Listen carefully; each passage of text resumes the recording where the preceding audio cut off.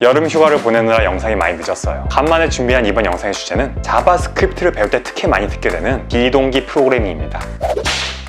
비동기 방식이 동기와 어떻게 다르고 어떻게 사용되는지, 그리고 자바스크립트의 비동기에서 엄마, 아들, 엄마가 주말 동안 동창들이랑 놀러 가니까 퍼질러 자는 네 형 좀 깨워서 둘이 이 집안일을 좀 같이 해놔줘요.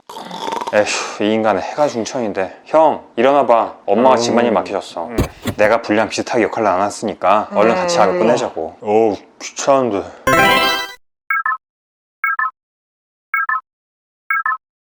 형, 지금 일어나서서 뭐 하는데? 세탁기 돌리고 있는데? 세탁기 끝나야 빨래를 널지. 아니, 그래서 세탁기 도는 동안 아무것도 안 하고 그렇게 서 있겠다고? 형부는 동기적으로, 그리고 아부는 비동기적으로 집안일을 하고 있군요. 누구세요? 전 가수 비, 본명 정지훈이와 같은 해, 같은 학교에 입학했던 비동기예요. 동기인 지훈이가 음악인의 길을 걷는 동안 전 비동기 프로그래밍에 빠져들었죠. 얼핏 귀한 듯한 분이 이런 곳에 다 창밖에서 그러지 마시고 들어오셔서 얘기하시죠. 그럼 실례할게요. 이거 방충만 잠깐 뜯어도. 아니, 문 열어드릴 테니까 현관으로 들어오세요.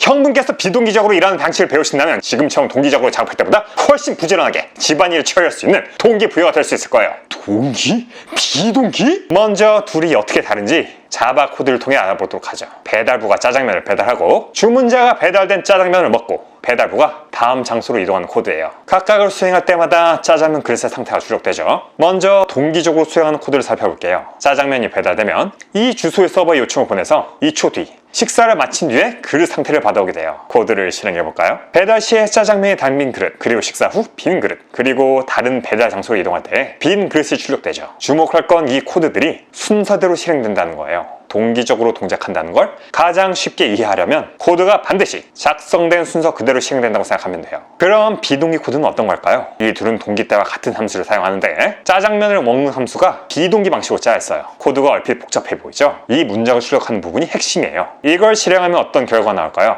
먼저 짜장면을 배달, 그릇은 차 있고요. 그런데 바로 다음 장소를 출발하네요. 그릇에는 여전히 짜장면이 담겼는데 말이죠. 2초 후 주문자가 식사를 마치고 나서요, 빈 그릇 상태가 출력되는 걸 볼 수 있어요. 비동기 역시 쉽게 생각하자면 꼭 한 줄 한 줄 순서대로 실행되는 건 아닌 코드인 거예요. 복잡한걸요?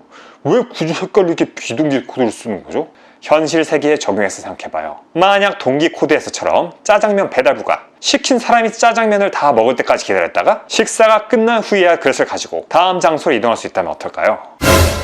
짜장면을 먹는 동안 배달부는 아무 일도 할 수 없고 시간당 배달할 수 있는 짜장면 수는 급격히 줄겠죠. 그래서 주문자가 짜장면을 먹는 시점에 그 식사가 끝나면 수행될 일을 미리 알려주고 배달부는 다음 장소로 이동하는 거예요. 짜장면을 먹는 건 주문자가 하는 일이니까 그동안 배달부는 다음 배달을 한다. 스레드네요. 주문자가 식사를 하는 건 배달부의 배달과는 다른 스레드에서 이어지는 거죠. 바로 그거예요. 프로그래밍이 비동기로 일을 한다는 건 스레드나 프로세스가 여럿이 돌고 있다는 말도 되는 거죠. 멀티태스킹 구현되고 있는 거예요. 동기는 동일한 기찻길에 놓인 열차들이에요. 때문에 앞에 열차가 꾸물거리거나 멈춰있으면 뒤에 열차가 나아갈 수가 없죠. 비동기 방식은 필요에 따라서 이동이 느리거나 자주 서는 열차를 다른 선로에 배치하는 거예요. 이렇게 하면 뒤에 열차가 막히지 않겠죠. 자바스크립트의 코드로도 살펴볼까요? 이번엔 타이머를 사용해서 먹는데 몇 초가 걸릴지를 인자로 넣어서 실행하는 코드를 짜봤어요. 1초로 인자를 줘서 돌려보면 배달부가 짜장면을 배달하자마자 다음 장소로 떠나죠. 그리고 1초 뒤 식사가 완료됐다는 로고가 나타나요. 이 set timeout이라는 함수를 살펴보면 인자로 이 이름 없는 함수가 들어가는 걸 볼 수 있죠.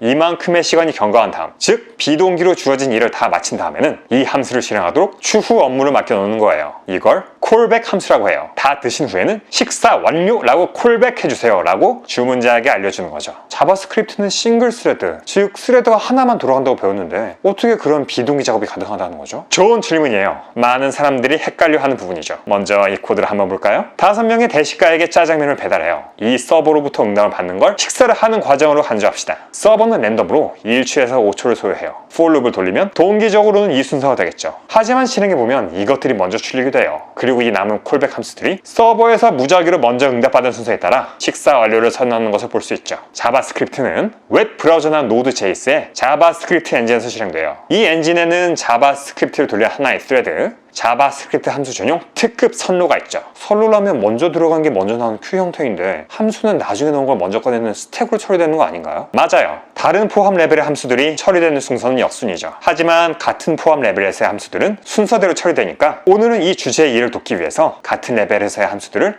한 선로 위에 열처를 비교할게요. 자바스크립트가 도는 환경에는 이 엔진뿐 아니라 웹 API라는 것이 함께 동작해요. 여기에서는 타이머를 사용하는 작업을 하거나 AJAX로 HTTP 요청을 보내거나 파일에서 데이터를 읽어오는 등 시간을 소요하는 작업들을 수행하죠. 이 중 하나에 해당하는 태스크가 선로 진입부로 들어오면 컴퓨터는 이 열차를 자바스크립트용 특급 선로가 아닌 브라우저나 노드.js 운영하는 비동기 작업용 선로에 올려놔요. 이 선로는 한 번에 여럿이 만들어줄 수 있죠. 이 열차들은 보통 콜백 열차칸을 뒤에 달고 있어요. 시간이 걸리는 이동을 다 마친 열차들은 비동기 처리 톨게이트에 도착한 순서대로 태스크 큐라는 하나의 선로에 콜백 칸을 올려보내요. 이 콜백 칸들은 태스크 큐 선로를 따라 자바스크립트 특급 선로로 돌아오게 되죠. 이곳에는 물레방아처럼 계속 돌아가는 한 장치가 비동기 작업이나 클릭 등의 사용자 입력으로부터 태스크 큐를 타고 들어오는 콜백 함수들을 기다리고 있어요. 콜백 칸들이 도착하는 대로 특급 선로에 올려서 이 콜백 함수들이 자바스크립트에서 실행되도록 하는 이 장치를 이벤트 루프라고 하죠.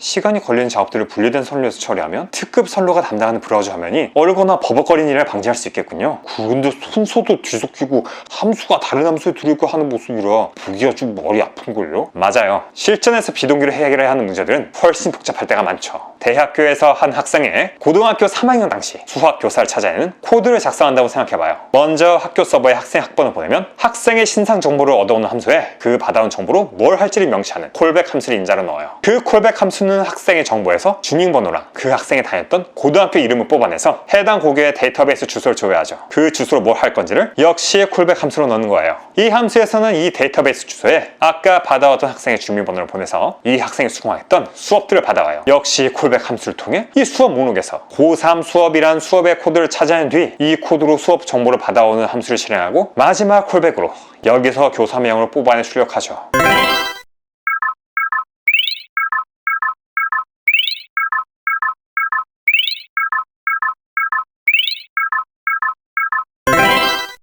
함수 안에 또 함수들. 그나마 단순한 예시 코드 이 정도인데 실무에서 이렇게 자르면 머리 쥐나겠는데요. 토할 것 같죠? 이런 걸 콜백 지옥이라고 불러요. 가독성도 떨어지고 실수 위험도 커지고 디버깅 작업은 그야말로 지옥이 돼버리죠. 이런 문제를 해결하기 위해 자바스크립트는 ES6 버전부터 프로미스라는 걸 도입했어요. 사용 예시를 보면 비동기 작업을 수행하는 함수가 이렇게 프로미스의 객체를 발환하는데 그 생성자의 임자로 들어간 함수에 첫 번째 임자로는 수행한 비동기 작업, 두 번째 임자로는 그 결과물을 콜백 함수에 전달한 함수가 들어가요. 아직 잘 안 익히죠? 이건 나중에 정지 화면으로 천천히 보면 되고 이런 식으로 작성된 프로미스 반환 함수들이 사용되는 모습을 살펴볼게요. 먼저 학생 정보를 조회하는 함수를 사용해요. 프로미스를 반환하는 함수는 그 결과물에 then이라는 함수로 다음 작업을 알려주기 위한 콜백을 넣어줄 수 있어요. 받아온 정보들로 고교 DB 주소를 조회하도록 하고 then 그 주소로부터 수강 수업들을 받아오고 또 then 그 수업들 중 고3 수업의 수업 코드로 수업 정보를 받아와서 마지막으로 then 해당 수업의 교사명을 출력하는 거죠. 이렇게 then 함수로 꼬리에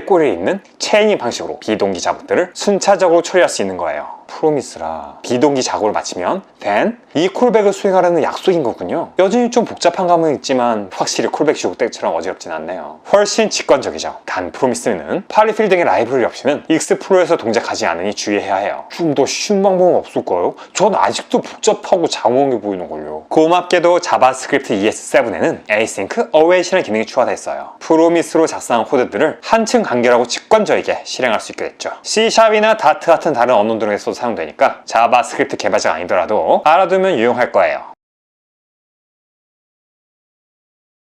비동기 작업을 수행한 함수 앞에 이렇게 asynch라는 키워드를 붙여요. 그러면 이 함수 안에다가 비동기 작업을 마치 동기 작업처럼 작성할 수 있게 되죠. 학생 정보란 변수에 학생 정보를 조회하는 함수의 결과를 넣어요. 이 상태로는 여기 학생 정보가 아닌 프로미스 객체가 들어가 버리고 학생 정보가 조회되기도 전에 다음 코드들이 실행돼 버리겠죠. 이 앞에 await이란 코드를 달면 await 하고 코드의 진행을 멈춘 다음 학생 정보를 조회해서 이 변수에 넣어주고 그 다음 작업들을 수행하게 돼요. 마찬가지로 그 고교 DB 주소를 그걸로 수강 과목 목록을 마지막으로 수업 정보를 받아오게 되는 거죠. 내부 동작은 비동기적 작업이지만 이렇게 동기 코드처럼 쉽고 직관적이게 작성할 수 있는 거예요. 연습이 조금 필요하겠지만 익히고 나면 비동기 코드를 정말 수월하게 짤 수 있겠는걸요. 낯설지만 한번 이해하면 프로그래밍 내공을 한층 업그레이드 시켜줄 비동기 프로그래밍, 여러분의 작업들이 한결 수월해질 거예요. 오, 그래.